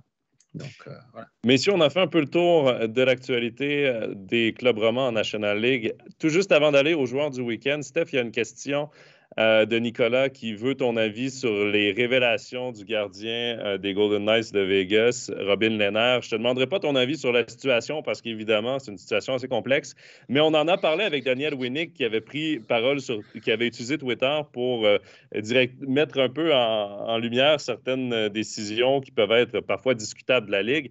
Et là, c'est Robin Lehner qui pointe du doigt un coach, qui pointe du doigt la façon de faire avec des médicaments, avec des somnifères également en NHL. Je ne te demanderai pas si c'est vrai, si c'est pas vrai, mais qu'est-ce que tu C'est penses de vrai. sa sortie médiatique de cette façon-là de le faire? C'est Robin Leonard, il est comme ça. C'est un gars c'est un extraverti. Il écrit sur Twitter, il challenge les fans adverses sur Twitter. C'est comme ça, c'est un personnage. La NHL n'aime pas ce genre de joueurs-là. J'ai hâte de voir son prochain contrat, ce garçon. Ben, il a déjà dit d'ailleurs que ses problèmes, parce qu'il a eu des problèmes psychologiques, il a Oui, dit bon, ça fait que je gagne moins que d'autres gardiens de mon talent ou de mon c'est niveau. ça. Et je pense que ça fait aussi partie pourquoi il gagne moins. C'est peut-être ses sorties un peu fracassantes, là. Ouais, Oui, exactement. On l'aime pas, mais d'habitude, moi. c'est plutôt. Ah, excuse, Ouais. vas-y. Vas-y. Ouais, je dis, c'est plutôt les gars qui ont arrêté leur carrière qui se permettent ce genre de trucs comme Carcillo, là, qui avait passé à Mhm. Chicago des années à se faire déglinguer. Il a fait je ne sais plus combien de commotions. Il a aussi perdu un ancien coéquipier qui, après 19 commotions, finalement, ben voilà, il est décédé. Et ils mettent ces choses-là en avant parce que le business, oui, c'est bien, mais souvent, quand c'est poussé à l'extrême, ça broie les personnes. Et on essaye de mettre ça sous le tapis. Et je pense que si lui ne le dit pas, personne ne le dira. Pourquoi? Justement parce que ça se répercute. C'est un contrat moins bien ou plus de contrats ou des amendes, etc. Alors, La loi ça, du c'est le risque silence. d'avoir une ligue toute puissante qui peut aller jusque dans l'intimité des joueurs, te dire tu te fais opérer par lui ou non, tu ne te fais pas opérer. Regardez Jack Eichel maintenant à Buffalo, c'est exactement ça. Il a une hernie discale, on dit non, tu dois attendre, tu ne vas pas te faire opérer maintenant, tu iras plus tard quand on te dit, tu ne choisis pas le médecin. Enfin voilà, il y a beaucoup de choses. Et la méthode. Et ça, c'est un petit peu le côté plus sombre du hockey business made in nord-américain, Amérique du Moi, Nord. je Pardon. vous garantis que les somnifères, les anxiolytiques, c'est pas qu'en Amérique du Nord, hein, mais ça, je peux Non, vous non. le Ah, j'en ai pas garantir. Mais parlé. Hein. Tu auras remarqué que je n'ai pas parlé des benzodiazépines et tout ça. Hein. ouais, non, mais c'est Moi, la ce que vérité. je... Puis c'est les opioïdes, le pire. Hein, c'est les antidouleurs. Il y a eu plein de reportages là-dessus, les opioïdes là, qui créent une dépendance, qui créent des dépressions, etc. Et ce qu'ils racontent là, c'est la pointe de l'iceberg. Donc, tout le monde le sait dans le milieu, évidemment. Je peux vous dire que voilà, ça, c'est absolument clair. Et puis la NHL va essayer de lui parler. D'ailleurs, ils vont le rencontrer pour lui faire comprendre que finalement, ce n'est pas bon pour le business de personne. Sauf que s'il n'y a personne qui parle, au bout d'un moment, ça va continuer, ça va perdurer, ça va perdurer. Et je trouve que là, les joueurs, c'est peut-être pas si mal que ça qu'un écervelé comme lui, là, parce qu'on le traite d'écervelé, etc. Moi, c'est un franc-parler inhabituel, je dirais. Voilà. Et je ne suis pas si mal qu'il y a des gars qui commencent à dénoncer. Il y a des anciens joueurs qui parlent des opioïdes aussi. Il y a des trainers, des gars qui s'occupent de la condition physique des joueurs qui ont été virés, séance tenante, avec l'ordinateur, confisqué tout. Tu ne parles pas un mot là-dessus parce qu'on donnait des opioïdes de façon généralisée à des joueurs en HL. Il y a des reportages qui sont sortis là-dessus, c'est pas nouveau. Et que lui en parle, peut-être que ça va délier certaines langues. Mais tu vois Stéphane, quand tu dis c'est pas bon pour le business, quand tu parlais de Winnick qui sort sur Mais les. les critiques une décision, c'est un peu différent. Les critiques Ouais, une c'est un décision peu disciplinaire. mais Qu'est-ce qui est le utilise meilleur quand même. si on prend les opioïdes et les nerfs, et si on se dit, ouais, qu'est-ce qui est le meilleur pour le business? C'est de ne pas en parler ou bien que ça n'existe pas? Si ça, tu vois, avec Oh, toutes les dérives, est-ce que c'est mieux pour le business de cacher les dérives avec le risque qu'un jour ça sorte? Et là, là c'est toute la ligue qui prend. Ou bien est-ce que c'est juste de dire, ouais, écoute, oui, tu as raison, et puis essayer de vraiment travailler sur ce problème-là? Ben oui. Moi, Moi, je moi, pense qu'il faut travailler sur le problème. Que des gens le dénoncent, je trouve bien. La méthode, je ne sais pas, mais qu'on travaille sur ce problème-là. Je sais que des agents travaillent là-dessus, ça, je peux vous le dire. Il y a des gars qui commencent à parler, mais c'est un peu la loi du silence. Le parallèle avec Winnick, je le comprends, sauf que Winnick a critiqué une décision d'un juge d'une ligue. C'est un peu différent, puis ça ne remettait pas en cause la santé du joueur. Non, non, c'est On sûr. prend ta parallèle, mais c'est un petit peu un cas Non, non, tu as différent. raison. Mais moi, j'y allais plus sur le fait de sortir publiquement contre quelque chose qui se passe dans la Ligue. Et moi, ce qui me dérange, c'est pas le fait qu'on en parle, c'est pas le fait que Robin Lehner en ait parlé. Peut-être le fait qu'il pointe du doigt un entraîneur, Alain Vigneault dans ce cas-ci, pour qui il n'a jamais joué. Est-ce que ça se parle dans la Ligue? Oui. Est-ce que les joueurs se parlent? Oui. Mais après, si c'est pas arrivé à lui vis-à-vis Vigneault, c'est quand même délicat, je trouve, d'aller le pointer du doigt lui et pas d'autres, parce que Est-ce que c'est vrai? Est-ce que c'est faux dans le cas de Vigneault? C'est pas moi qui On va va vous le le dire savoir assez aujourd'hui. vite. Je pense qu'il y a des On gens va le qui savoir ont assez quand vite, même. mais c'est quand même, je trouve ça quand même sur un terrain glissant de commencer à pointer du doigt certaines personnes. Ce qui s'est passé avec Babcock, souviens-toi, à Toronto. Lui Ben aussi, voilà. hein, il est passé Il pour va- un génie pendant des années, mais c'est un tortionnaire. Hein, si on parlait des méthodes à McSorley à l'époque, etc., c'est du même genre de coach. Là. Mentalement, jouer pour ces coachs-là, c'est pas évident. Hein. Tous les joueurs qui ont passé par lui, ils vous le disent. Hein. Mélénaire qui n'a pas joué pour Vigneault. Voilà, messieurs, on va terminer sur la portion NHL de notre overtime. Pascal, maintenant, c'est l'heure du joueur du week-end. Ok, on va partir. On va finir sur quelque chose de positif comme ça. C'est vrai que là, ça commence un petit peu à plomber l'ambiance. Les opioïdes, les somnifères, les déclarations, tout ça. Non, bah, vous le voyez, pour ceux qui nous suivent sur Facebook, le joueur du week-end, c'est Nathan Marchand. Buteur vendredi, but de la victoire. Buteur samedi, 2 buts de qualité d'ailleurs. On a voulu souligner le travail de ce joueur actuellement de l'ombre à Fribourg-Gotteron. Et puis, on a eu une question sur Marchand de Théo tout à l'heure. Pensez-vous que Marchand est sur le point de devenir un joueur décisif? Question ouverte, messieurs. Une révélation du genre de moteur, bien la révélation d'Alex Burkhalter.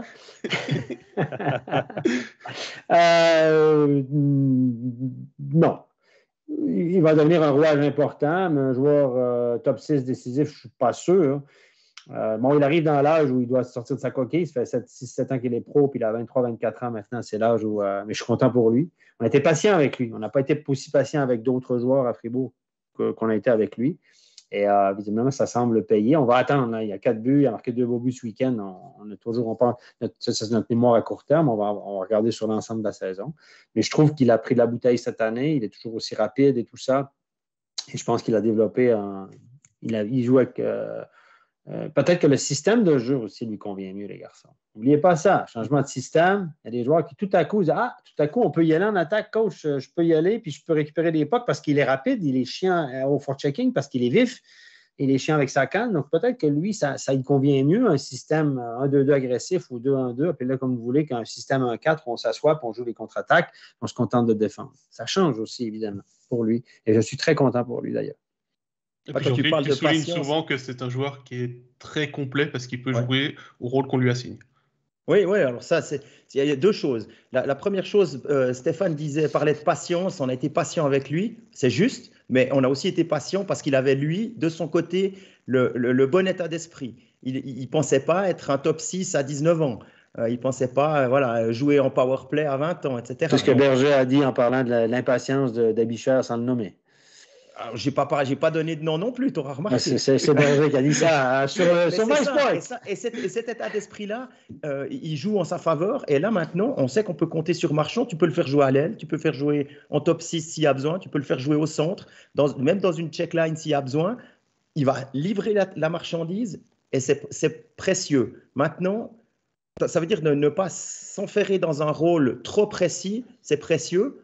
Mais par contre, si tu arrives à devenir un buteur sur une ligne 2 ou 3, ce qui est possible, à ce moment-là, il faudra bien travailler ce côté-là. Mais il est aussi en box-play, hein, Marchand. Donc, on peut pas tout faire tout le temps. Mais lui et Sandro Schmidt ont un rôle. Tout à coup, il joue sur la 2, tout à coup, il joue sur la 4, Exactement. Tout à coup, il joue à l'aile, il joue au centre, tout à coup, tu le mets sur le deuxième PP. Des fois, tu le mets à box-play. Donc, c'est des joueurs qui sont multitâches. Ils ne sont pas spécialistes de rien, mais ils font tout assez bien. Et puis, l'autre chose, c'est qu'à Fribourg, ça reste important. Cette identité cantonale, où tu parles de Schmidt et de Marchand, les deux sont fribourgeois. Clairement. Voilà, messieurs, pour notre joueur du week-end. Pascal, on va passer maintenant au programme de la semaine. Oui, avec pas beaucoup de hockey sur glace cette semaine puisqu'il y a la Champions League. Demain, il y a un petit rendez-vous. Il paraît que Stéphane et Jean-Philippe sont à Genève pour Genève. D'ailleurs, il faut que je me dépêche. Faut que je me dépêche. Je vais partir parce qu'il y a du trafic à Genève. Vendredi, on sera sur Bien Zurich au niveau du studio et samedi, ce sera Ajoie Davos à suivre sur MySports 2. Attention, pas sur MySports 1. Vous en avez l'habitude également, les autres matchs seront sur MySports Pro et Backcheck Lotto qui sera en diffusion simultanée vendredi et samedi sur Facebook et YouTube. Et puis 2 autres rendez-vous qui ne sont pas sur ce tableau que vous avez vu, pour ceux qui nous suivent sur Facebook et YouTube. Demain, à 20h sur One, vous pouvez retrouver la série Derrière le masque avec Ludovic Weber. Il y aura d'autres diffusions. Et dimanche, ce sera le 2e épisode avec Tobias Stéphane. Et puis samedi, c'est 22h, mais on n'a pas encore la chaîne à vous donner.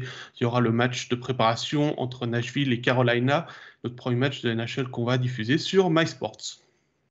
Voilà, c'est ce qui conclut notre overtime pour cette semaine. Stéphane, Jean-Philippe, Pascal, merci beaucoup d'avoir été avec nous. Merci beaucoup au chat qui a été très animé tout au long de l'émission. Créatif surtout, créatif. Continuez comme ça. Évidemment, on peut nous réécouter sur YouTube, Spotify, SoundCloud, Apple Podcast. Tous les overtimes sont disponibles, mais également, depuis la semaine passée, il y a aussi les Backcheck the Talk qui sortent dès le lendemain de l'émission. Donc, tout ça est à suivre. Messieurs, on se dit à la semaine prochaine. Et surtout, portez-vous bien. Bye-bye. Bye-bye. Ciao. Ciao.